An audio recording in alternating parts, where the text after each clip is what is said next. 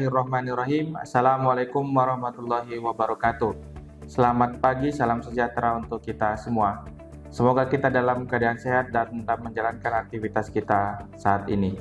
Saya Fuad Hasan, merupakan dosen program studi peternakan Fakultas Pertanian Universitas Sumatera Utara. Saya akan menyampaikan pernyataan diri sebagai dosen dalam bentuk unjuk kerja Tridharma Perguruan Tinggi, PDD, UKTP di bidang pendidikan atau pengajaran. Saya bermaksud untuk menjelaskan salah satu mata kuliah yang saya ampu, yaitu Genetika Ternak dengan kode PTN 1202, terdiri atas 14 pertemuan. Mata kuliah ini adalah salah satu mata kuliah wajib di program studi peternakan Fakultas Pertanian Universitas Sumatera Utara yang diselenggarakan pada semester genap bagi mahasiswa semester 2 dengan bobot SKS 3, 2 plus 1, yaitu 2 SKS dan 1 SKS plus praktikum. Saya merupakan salah satu tim pengajar pada mata kuliah Genetika Ternak. Mata kuliah Genetika Ternak menggunakan metode DIA, yaitu Delivered, penyampaian materi, interaksi, berinteraksi dengan mahasiswa, dan asesmen penilaian yang mengacu pada rencana pembelajaran semester yang saya kembangkan dengan tim RPS meliputi: pertama, deskripsi mata kuliah, kedua, capaian pembelajaran, 3, sistem pembelajaran, 4, materi pembelajaran, 5, metode pembelajaran, 6, sistem penilaian. Deskripsi mata kuliah Genetika Ternak adalah menjelaskan tentang pengertian, kegunaan genetik, materi genetik, variasi sifat, prinsip pewarisan sifat, interaksi gen, gen berangkai, peta kromosom, penentuan kelamin, teori kemungkinan, genetika populasi, dan rekayasa genetik. Mata kuliah ini dilakukan dengan bahasa pengantar bahasa Indonesia dan terdiri dari pemaparan materi, kuis, tugas, dan problem based learning serta praktikum.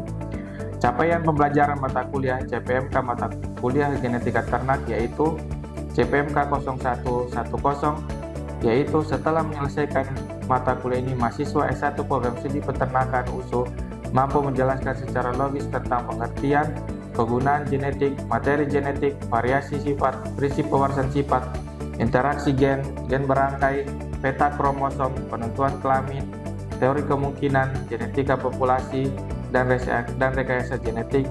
Bobot CPMK 0110 sebesar 57,50%. Kedua, CPMK 1201, yaitu setelah menyelesaikan mata kuliah ini, mahasiswa S1 program studi peternakan USU mampu menjelaskan inovasi terbaru terkait pengembangan ilmu genetik ternak sesuai dengan peraturan yang berlaku dengan bobot CPMK 1210 sebesar 42,50%. Kemampuan akhir setiap tahap pembelajaran, yaitu sub CPMK. Pertama, sub CPMK 1, setelah mengikuti perkuliahan ini, mahasiswa akan dapat menjelaskan dasar pewarisan sifat. Sub CPMK 2, setelah mengikuti perkuliahan ini, mahasiswa akan dapat menjelaskan persilangan monohibrid dan hibrid. Sub CPMK 3, yaitu setelah mengikuti perkuliahan ini, mahasiswa akan menjelaskan peluang rasio fenotip harapan dalam ilmu genetik. Sub CPMK 4, yaitu setelah mengikuti perkuliahan ini, mahasiswa akan dapat menjelaskan pewarisan sifat yang terpaut kelamin dan adal ganda. Sub CPMK 5, yaitu setelah mengikuti perkuliahan ini, mahasiswa akan menjelaskan frekuensi gen dan epistasis. Sub CPMK 6, setelah mengikuti perkuliahan ini, mahasiswa akan dapat menjelaskan pautan gen dan peta kromosom. Sub CPMK 7, setelah mengikuti perkuliahan ini, mahasiswa akan dapat menjelaskan pewarisan sifat yang dikontrol oleh banyak gen. Sub CPMK 8, yaitu mengikuti perkuliahan ini, mahasiswa akan dapat menjelaskan variasi dan statistik dalam ilmu genetik. Sub CPMK 9, yaitu setelah mengikuti perkuliahan ini, mahasiswa akan dapat menjelaskan seleksi. Sub CPMK 10, setelah mengikuti perkuliahan ini, mahasiswa akan dapat menjelaskan hubungan kekerabatan pada ternak. Sub CPMK 11, setelah mengikuti perkuliahan ini, mahasiswa akan dapat menjelaskan kelenturan fenotipik. Untuk sistem penilaian pada mata kuliah Genetika Ternak, yaitu kuis tanya jawab sebesar 10%, tugas 10%, problem based learning 20%, ujian tengah semester 30%, ujian akhir semester 30%. Proses penilaian akan dilakukan secara transparan, objektif, dan terintegrasi dengan proses pembelajaran yang sesuai dengan rencana pembelajaran semester yang ada. rubrik penilaian yang ada di RPS menjadi acuan untuk setiap proses penilaian. Sumber pustaka yang digunakan pada mata kuliah genetika ternak yaitu ada Nur tahun 2008, Gardner tahun 1991, Nusantri tahun 2015, Kakare 2018, Bra 2014, Tomar 2020, terus Katib 2015, Kriu 1925, Gunawan 2017, Ciptadi 2019. Demikianlah video pembelajaran dan perkuliahan pada mata kuliah genetika ternak pertemuan ke-9 tentang seleksi. Selanjutnya akan saya menyampaikan video pembelajaran unjuk kerja dalam bidang pengajaran. Oke, Assalamualaikum warahmatullahi wabarakatuh.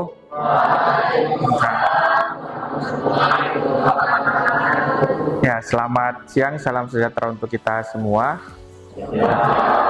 Semoga adik-adik semua dalam keadaan sehat ya.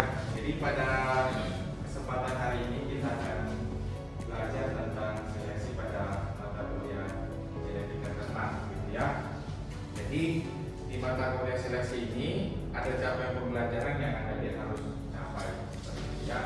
Jadi kalau kita lihat ada dua ya, CPMK 0100 sama CPMK 1201. Jadi nanti mahasiswa setelah mempelajari mata kuliah ini harus mampu menjelaskan secara luas tentang pengertian kegunaan genetik, materi genetik, variasi sifat, prinsip pewarasan sifat, interaksi gen berangkai, peta kromosom, penentuan kelamin, kemungkinan dan terakulasi dan kaitan genetik.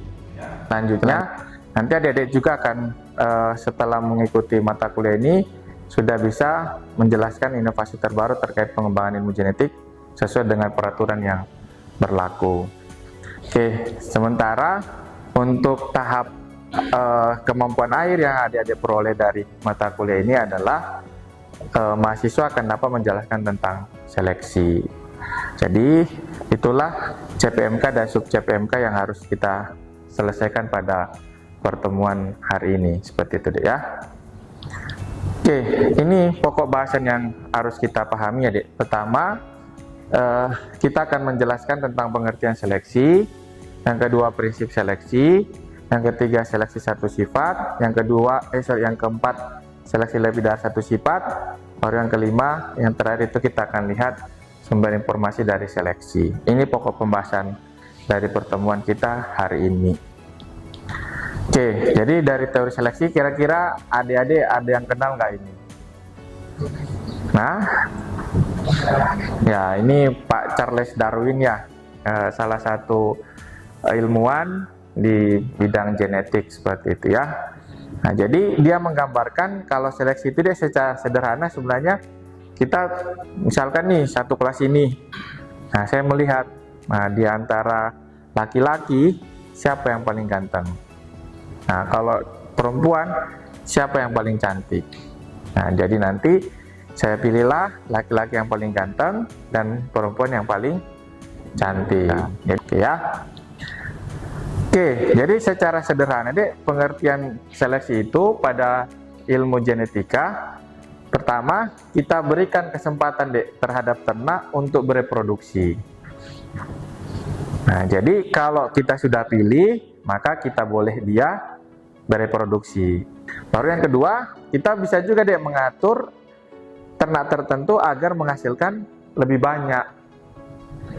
Misalkan kalau pada ayam, kita ambil saja mana ayam petelur yang paling banyak telurnya.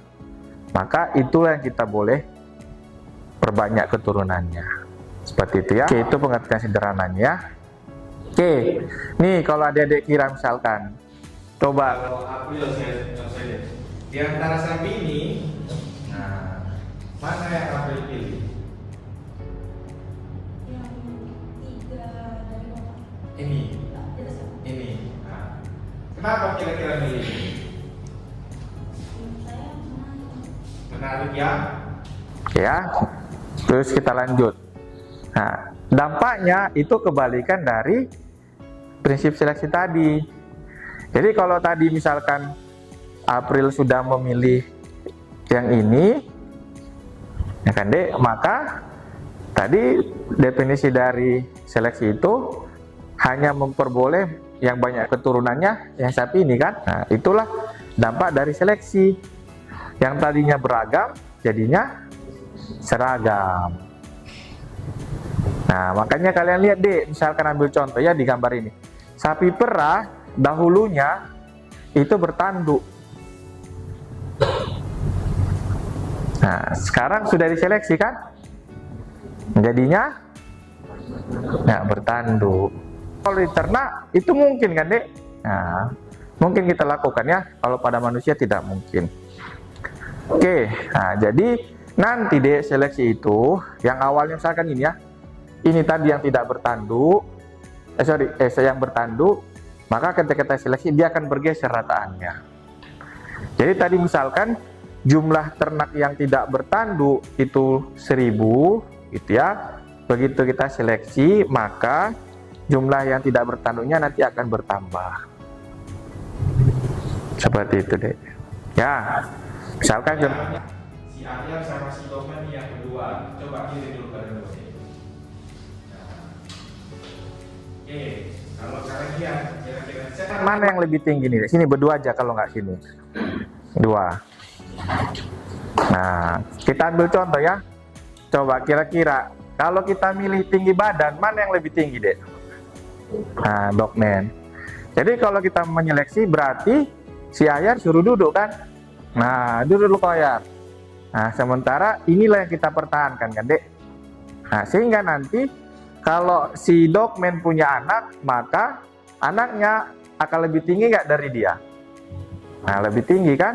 Maka bergeserlah tadi rataannya.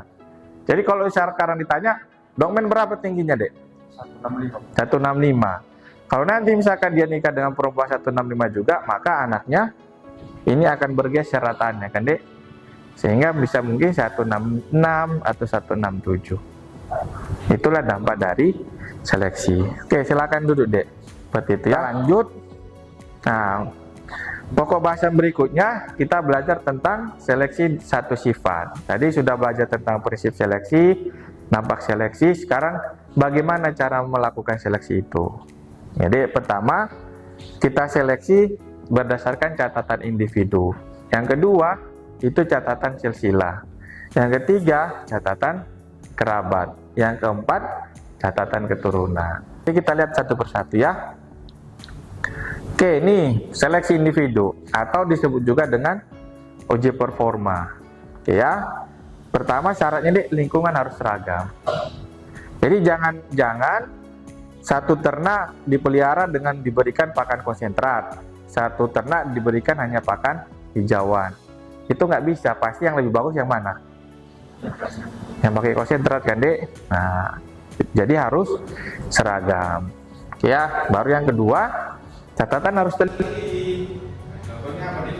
Kalau nimbang, kalau bisa ada pemain di belakang kan? Nah, kebiasaan kita nimbang 18 kilo, nanti yang kedua udahlah 18. Dia itu nggak teliti. Habis itu dikasih peringkat nih. Nah, makanya dek, misalkan di ternak sering juga kita dengar ada grade A, ada grade B, ada grade C, atau sehingga nanti efisiensinya akan lebih baik. Nah, itu ya untuk berdasarkan catatan individu. Oke, kalau silsilah nih. Nah, jadi kalau silsilah itu dek, pertama ternaknya masih muda. Contohnya misalkan gini dek. Kalaulah kalian mau memilih pejantan, mau dijadikan pejantan yang nanti akan ditampung spermanya, kira-kira bisa nggak kalian pilih kalau misalkan sapi itu masih umur 1 tahun? Nah, nggak bisa kan? Kenapa nggak bisa? Karena dia belum menghasilkan sperma. Caranya gini gimana deh? Nah, dilihatlah tetuanya ya. Atau ini deh ditujukan pada sex limited. Sex limited itu artinya dia hanya muncul sifat itu pada pada jenis kelamin tertentu, gitu ya. Kita lanjut. Ini seleksi keluarga. Kalau seleksi keluarga berarti kita lihat saudaranya ya. Jadi prinsip dari keluarga ini deh, semakin dekat itu maka akan semakin akurat seleksinya. Nah, Ini saya coba tanya dulu ya.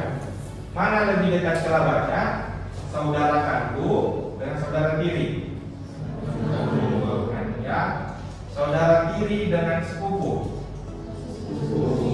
Sepupu. Oke, coba acung tangan yang sepupu jawabannya. Gak apa-apa, acung tangan.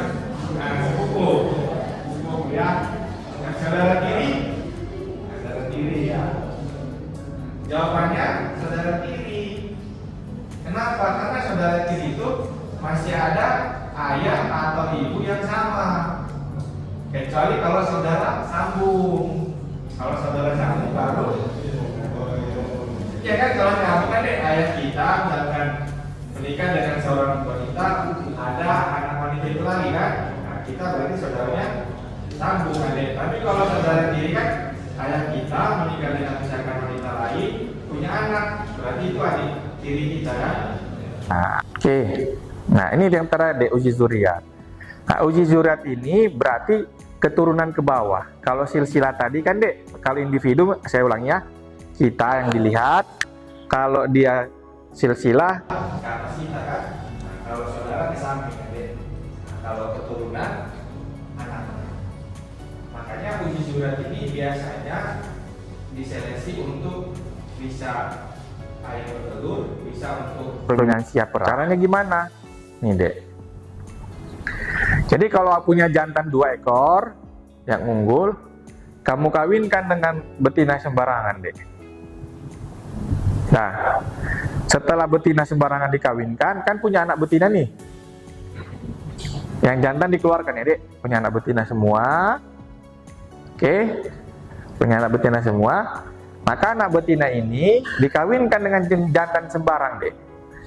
Tujuannya apa? Biar dia bunting saja. Setelah bunting menghasilkan susu kan, baru data susu anaknya inilah deh yang kita seleksi. Jadi kita bandingkan, misalkan ini rataannya per hari 15 liter, ini 16 liter. Jadi pertanyaan mana yang kalian pilih deh? Sapi A atau sapi B pejantannya? Ya sapi B kan, kenapa? Karena anak betina dia mampu menghasilkan susu ya 16 liter per lama. Ya gitu deh. Oke, baru pokok bahasan yang berikutnya, seleksi lebih dari. Nah, kalau tadi satu-satu deh, misalkan produksi telur, hanya produksi telur yang dilihat. Kalau lebih dari sifat berarti produksi telur, berat telur, tebal kerabang bisa sekaligus. Nah, kita tanya dulu, misalkan kau Albert sudah punya pasangan deh. Oh ya, kita tanya, kira-kira kenapalah kau pilih dia dari 3 sifat itu. Dan karena apa? Apakah pertama karena cantik, karena tinggi, atau karena badannya warna kulitnya putih misalnya?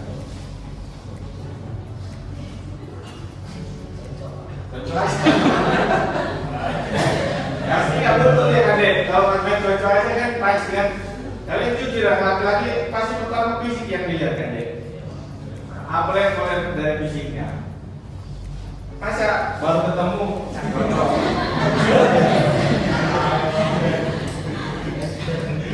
Jadi harus ada kan sifat yang dulu kan kita lihat. Misalkan apakah warna kulit, bentuk hidung, bentuk rambut, tinggi badan, itu kan salah satu kriteria kita kan.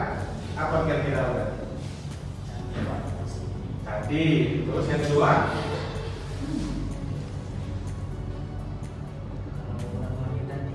Nah, tinggi. Yang ketiga? Nah, warna kulit kan bisa, atau rambut kan deh, nah itu kan bisa. Makanya nih kalian yang perempuan yang percaya kalau laki-laki bilang karena kau baik, bukan itu tujuannya. Baik itu kan setelah bergaul, berarti seperti pada sifatnya ya. Nah, jadi kita lihat biar nggak terlalu lama. Nah, pertama ini dek, seleksi bergilir. Nah, seleksi bergilir ini artinya kita buat dulu sifat yang kita inginkan. Contohnya ini 3 ya dek, X, Y, Z. Nah, berarti kalau tadi misalkan Albert sebutkan cantik, tinggi, misalkan warnanya putih, misalkan ya. Berarti dari 10 cewek yang dia dekati, oke, maka yang cantik dulu kriteria pertama dia. Ternyata dari 10 terpilih 5. Nah, oke, berarti selesai untuk cantik. Yang boleh ikut hanya 5 kan, Dek? Dilanjutkanlah dengan tinggi badan. Ya. Tinggi badan misalkan target Albert 160. Berarti di antara yang 5 tadi yang nggak nyampe 160 gugur. Misalkan tinggal 3. Berarti Albert hanya 3 lagi yang dipilihnya kan ya. Nah, baru nanti dicarilah yang terakhir apa? Putih misalkan. Nah, nanti tinggal warna kulit antara putih itu. Maka terpilihlah 1. Ya, begitulah cara kalau sistem bergilir. Oke ya. Nah, jadi dari kuadran ini, nah yang kita pilih yang mana? Yang merah ini kan, Dek. Kenapa? Karena pertama produksi susunya lebih dari 3.000 per laktasi. Kadar lemaknya lebih dari 4%. Nah, udah kelihatan kan, Dek, bedanya ya. Kalau tadi bergilir, 1 dulu dapat, baru kedua sifat, baru ketiga. Kalau ini sekaligus. Nah, contohnya, Dek, kan perbedaannya bisa saja kadar lemaknya tinggi, tapi produksi susu rendah. Kalau tadi misalkan kita buat sistem bergilir kan harusnya ini masuk dua-duanya kan, Dek. Nah, baru nanti habis itu ke produksi kita lanjut ya. Kalau ini nggak sekaligus, makanya kita pilih yang ini. Nah, kalau kita contohin lagi si Albert biar mudah ya, Dek. Kira-kira dari cantik, tinggi, warna kulit, mana persentase paling tinggi sebagai kriteriamu, Dek? Cantik. Nah, cantik ya. Berapa persen kamu letak di sana? 50, 70. Oke, 70. Berarti walaupun misalkan perempuannya tinggi, warna kulitnya paling putih, kalau nggak cantik atau hidungnya pesek misalkan gitu, kira-kira jadi kriteria Albert nggak? Nah, itu deh kalau seleksi indeks. Jadi kalau seleksi indeks ini nanti dia bisa menutupi, misalkan dia bisa menutupi kan, misalkan di antara sifat ini saya sebagai peternak membuat bobot badan itu 70%. Nah, baru bulu 10, misalkan produksi telur 20. Jadi bisa saja dia produksi telurnya tinggi, tapi bobot badannya kecil, maka dia akan terpilih kan? Kenapa? Karena saya meletakkan indeks tertinggi itu di bobot badan. Nah, sampai sini bisa dipahami. Oke, kira-kira ada yang belum paham nggak tentang penjelasan ini? Jadi sebenarnya mudah sekali seleksi itu tadi kita sudah lakukan sehari-hari. Oke ya, ini informasinya. Kalau di peternakan ini harus ada ya, Dek. Pertama ada catatan produksi. Kan nggak mungkin kita milih mana ayam yang besar, mana yang kecil kalau tidak dicatat kan, Dek. Misalkan mana yang punya anak kembar, punya anak tunggal kalau di domba atau di kambing atau di babi misalkan. Lalu catatan perkawinannya mana yang karena itu kawin aja ternyata tapi nggak bunting-bunting. Nah, ada yang kawin sekali sudah lama bunting kan. Nah, baru identifikasi permanen, misalkan kita kasih cap bakar, kalau semi permanen kita irtek, ya kalau yang sementara bisa kita kasih cap. Ya kalau cuma punya 2 ekor sapi ya nggak perlu kan ya. Nah, tapi kalau udah ribuan itu pasti perlu ya. Nah ini contohnya. Nah, saya yakin uji peternakan pernah lihat nggak ini? Dia harus dicatat. Ya, lalu ini identifikasi kan? Identifikasikan. Atau kalian kalau kenalan sama pasar kalian dikenali dulu identitasnya nggak? Dikenali? Iya kan, dikenali dulu deh. Rumahnya di mana, dia tinggal mana, itu kita tahu ya. Makanya ini kita lihat, gitu ya. Nah, kira-kira ada pertanyaan nggak ini di hasil seleksi ya? Jadi kita di Indonesia sudah menghasilkan ternak yang hasil seleksi. Itu ayam KUB. Ayam KUB ini sebenarnya ayam kampung deh. Tapi dia diseleksi, nanti bisa salah satunya berdasarkan produksi telurnya. Dia 20 udah luar biasa kan? Nah, di KUB dipilihlah yang di atas 20. Ini hasilnya ya. Jadi cara menyeleksi itu seperti ini. Misalkan ya 350 ekor induk, 50 ekor jantan. Nanti dipilih deh. Nah, kalau kita seleksinya cuma dari sini kan. 250, nanti dipilih 125, 25 sampai nanti diperoleh generasi ketiga. Nah, itulah yang sekarang ayam KUB yang lagi tren di Indonesia. Kenapa? Karena ini banyak produksi telurnya, salah satunya tinggi. Jadi dalam kehidupan sehari-hari bisa kita terapkan ini kan. Kalau kalian misalkan punya ternak, belum ada dilakukan seleksi, kalian bisa mencontoh ini. Kita contoh ya. Oke. Nah, ini beberapa tulisan. Jadi penelitian seleksi jadi memang jarang dilakukan. Kenapa kira-kira? Lama punya nama biaya kan.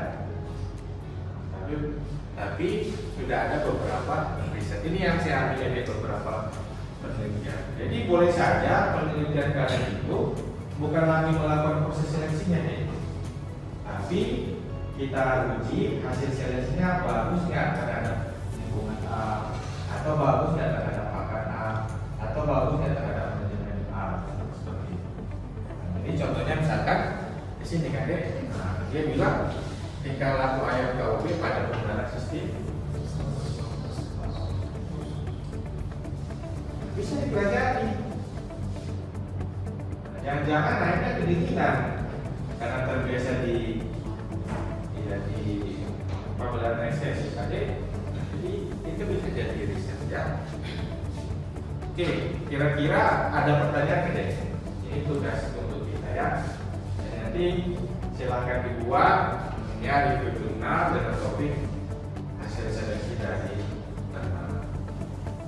Jadi seperti tadi ya, dibuat nanti tugasnya seperti ini. Nanti dibaca beberapa jurnal, nanti dibuat resumenya, nanti itu akan dikumpulkan. Ya, mungkin ini sudah selesai. Kira-kira yang belum dimengerti deh, atau ada yang ditanyakan?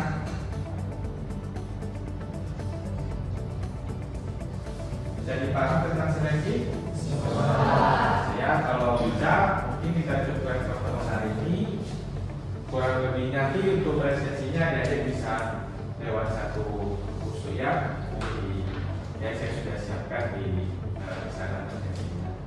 Mungkin tugasnya jangan lupa ya untuk minggu depan dikumpulkan sebelum kita melakukan perkuliahan pertama selanjutnya. Kurang lebihnya mohon maaf. Assalamualaikum warahmatullahi wabarakatuh. Selamat siang, salam sejahtera untuk kita semua. Waalaikumsalam warahmatullahi wabarakatuh. Semoga video yang saya tampilkan bermanfaat. Terima kasih atas perhatiannya dan salam sejahtera untuk kita semua. Saya Fuad Hasan. Wabillahi taufiq wal hidayah. Wassalamualaikum warahmatullahi wabarakatuh.